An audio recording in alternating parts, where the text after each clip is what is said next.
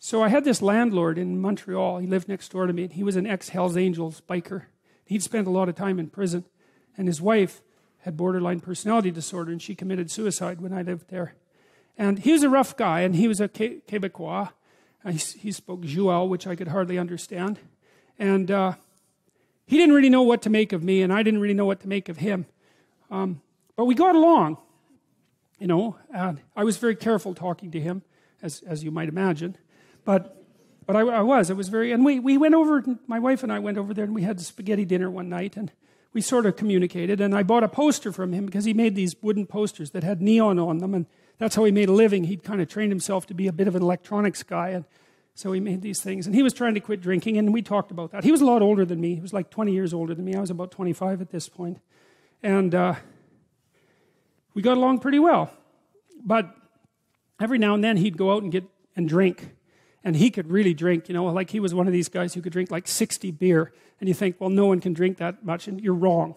I studied alcohol for like 10 years. Some of my subjects' fathers drank 40 ounces of vodka a day and had been doing it for 20 years. So you can drink a lot, and he could drink a lot. And what would happen, he was trying to not drink, but he'd go out and go on a binge, and then he'd be gone for like 3 days. And he'd drink up all his money, and then we'd hear him out in the backyard howling at the moon with this little ugly dog he had, you know.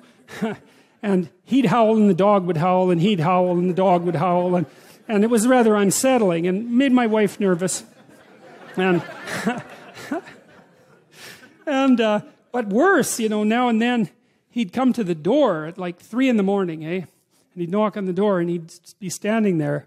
And I don't know how much experience you've had with rough guys who are alcoholic and who are drunk, but they can be upright and unconscious at the same time. And so that was the state that he was in, you know. He'd be just swaying.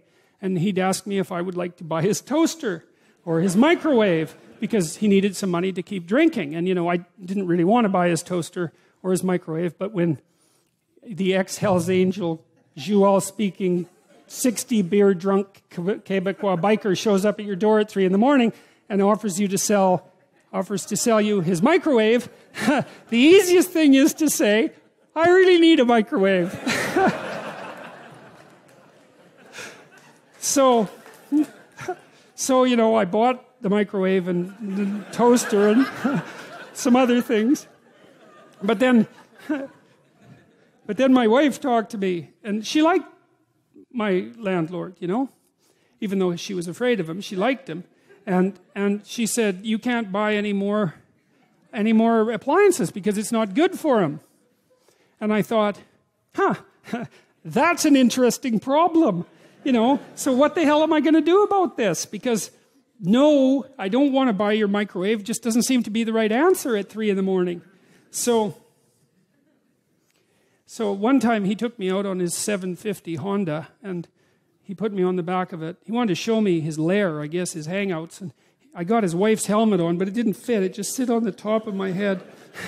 And he said, I got on the bike, and he said, if the cops chase us, we're not stopping. and then away we went. And we went to these bars downtown on Saint Laurent. They were very rough places. And he got into like 4 fights that night because he was a rough guy, you know, and these kind of punk guys would come up to him and sort of challenge him and act stupidly around him. And he was very skeptical. And if you were acting stupidly around him for any length of time, he'd just hit you because he felt that that's what you deserved. And perhaps he was right, you know. So I had first-hand opportunity to observe him.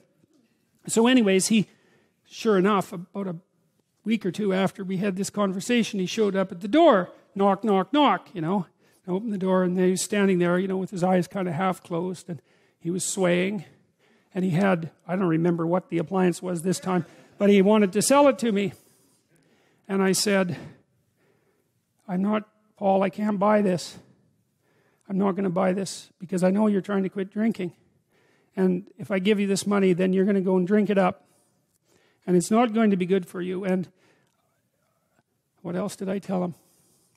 I think I told him as well that this whole thing of him coming to my house at like 2 a.m. was scaring my wife, who he liked, and that it had to stop. And believe me, man, I was thinking about what I was saying. Because he was watching me like a rough guy watches you. And a rough guy watches you like this. He thinks, if you say one thing that indicates contempt, you're going to bloody well pay for it. And so I was finding my words like, I was crossing a swamp and trying to look for the rocks underneath the surface. And I said what I had to say very, very carefully. And he looked at me for about 15 seconds. And that's a long time to be looked at 3 a.m. And he left. And he never came back to sell me anything again. And we got along fine. But that's a good illustration of this issue with regards to truth and success in the strange land. Because I was in the strange land when I was talking to my neighbor, my landlord then. And I managed to say what was true carefully enough, so despite the fact that he was a very violent person, and that he was a very intoxicated person, and that he had every reason to be suspicious of me, and we couldn't communicate very well, and I didn't do what he wanted, that he took it, and he left, and there was no problem, and life went on just fine after that. And so, we don't want to underestimate the utility of establishing this bounded relationship with the ideal and attempting to live with some nobility in truth while aiming at the highest ideal. There's nothing about that that's anything but strengthening and positive. And it's exactly what you need to set against the catastrophe and uncertainty of life.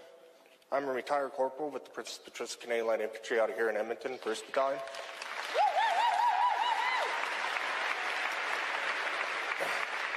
I served in the Canadian Armed Forces for 7 years. I deployed in Afghanistan back in 2009 until April 3rd, where I was obviously severely wounded by a roadside bomb or improvised explosive. As you can see, I've lost my left leg. I have 58% soft tissue loss and 88% nerve damage on my right leg. Back in August 24th, 2015, you made the promise, and I'll quote it here, "No veteran will be forced to fight their own government for the support and compensation they have earned." Yet you are still currently in a legal battle with veterans regarding equal support and compensation to their peers. As you can tell, we have two standard of veterans who fought in the same war. The ones prior to 2006 and the ones after 2006. There are two standards.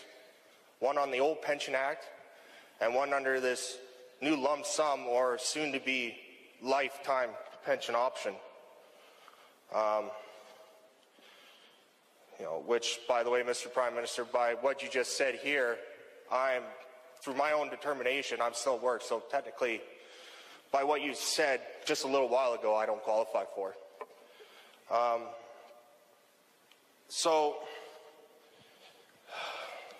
Sorry. No, so take my your time. question is... Thank you for being here. Thank you for your courage. So my question is to you, Mr. Prime Minister, what veterans were you talking about? Because you have ISIL or ISIS members coming into a reintegration program. You did a backdoor deal with Omar Khadr with not even stepping into the courtroom. So again, my question is, what veterans were you talking about? Was it the ones that fought for the freedoms and values that you so proudly boast about, or was it the ones who fought against? Because honestly, Mr. Prime Minister, I was prepared to be injured in the line of duty when I joined the military. Nobody forced me to join the military. I was prepared to be killed in action.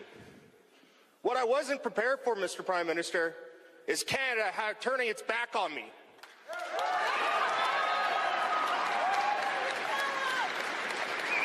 So which veteran was it that you were talking about? Thank you, sir. Thank you for your passion and your strength and being here today to share this justifiable frustration and anger with me and with all of us here. Thank you for having the courage to stand here, and thank you for listening to my answer. On a couple of elements you brought up. First of all, why are we still fighting against certain veterans groups in court? Because they are asking for more than we are able to give right now. They are asking for more than we... Well, no, hang on. You're asking for honest answers.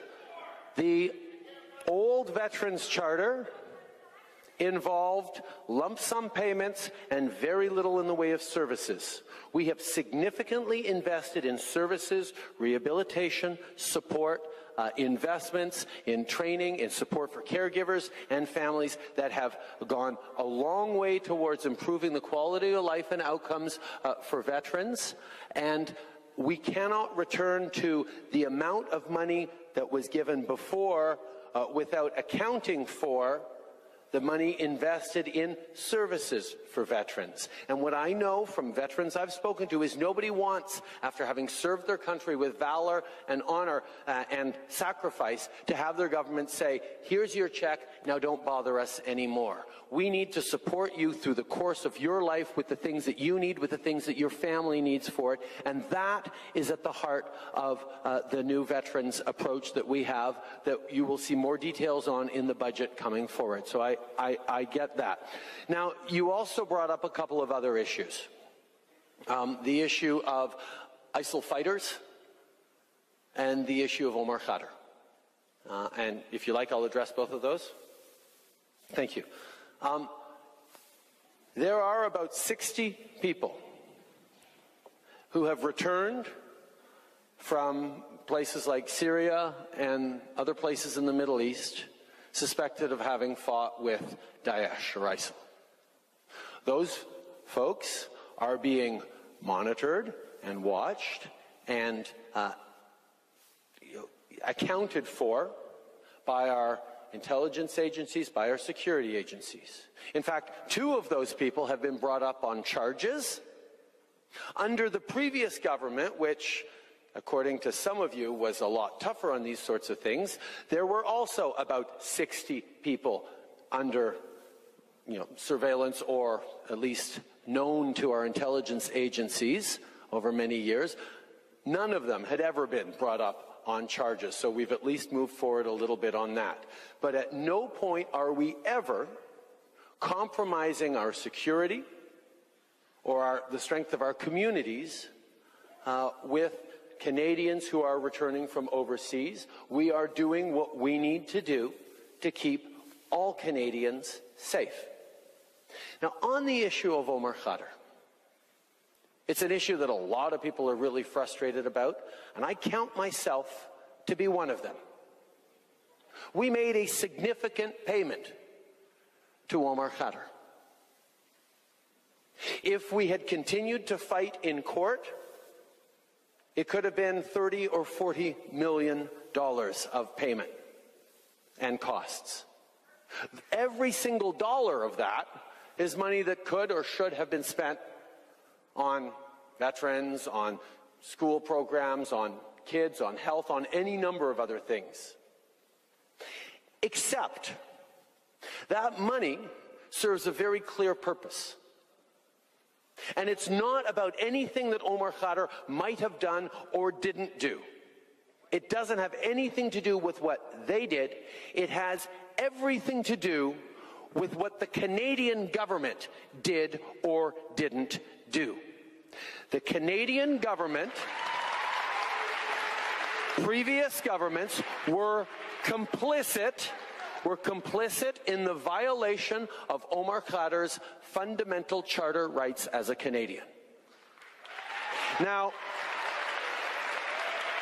in Canada, we don't believe in torture, no matter what crimes you might have committed, no matter how unpopular or unpleasant you may be.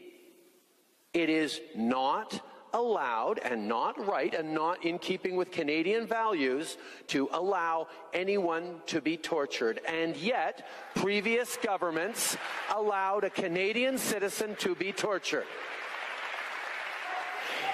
And the fact, excuse me, sorry, sir, I'm in the middle of answering a question. Why are you disrespecting everyone here, including this gentleman who has served and who's standing here asking a question? Yes, sir. Tell you what, I'll make you a deal. If you stop shouting at me, sir, I will give you the microphone, and you can ask the question into the microphone. Will that make you happy, sir? No, I'll give you a microphone, sir. Yes, okay. Sir, you're shouting at me and interrupting me while I'm trying to answer this gentleman's question to get me to answer this gentleman's question. Okay, guys, respect him. Okay. So, the fact that we're angry about that payment to Omar Khadr is a good thing, because no future government should ever think it's okay to allow someone to be tortured, no matter how unpopular they were. And future governments will be held to account by Canadians, because that is not a payment that ever should have had to be made, and certainly we shouldn't have had to pay more. So thank you, sir, for your question. I sense we're going to have to agree to disagree on this one, but I think everyone here can agree that we thank you for your service and are sorry for your sacrifice and wish you all the very best in your coming years.